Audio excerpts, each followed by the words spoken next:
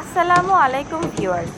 আজকে আমি আপনাদের দেখাবো আমার শাশুড়ি মায়ের হাতের মজাদার মুরগির কুরমা রান্নার রেসিপি। প্রথমে একটা ব্রয়লার মুরগি নিয়ে লবণ দিয়ে ম্যারিনেট করে ফ্রাই প্যানে ঘি দিয়ে ভেজে নিব।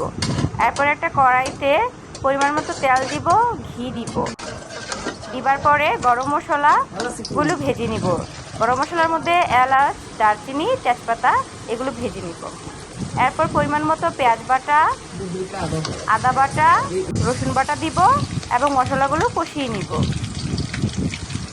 মশলাগুলো যখন কষানো হয়ে যাবে তখন ভেজে রাখা মুরগির মাংসগুলো দিয়ে দিব। তবে মনে রাখতে হবে মুরগির মাংস ভাজার সময় শক্ত করা যাবে না, কিন্তু ভাজার সময় মুরগির মাংসটা সিদ্ধ করে নিতে হবে। আর এই রান্নাটা খুব দ্রুত শেষ করতে হবে। ভেজে রাখা মুরগির মাংসগুলো দিয়ে ভালো করে একটু কষিয়ে নিব।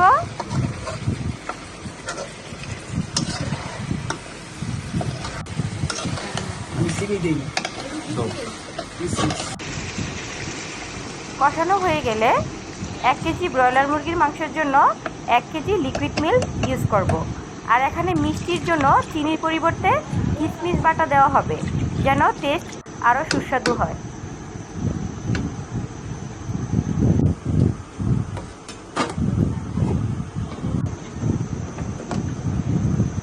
এরপর ঢাকনা দিয়ে দিব।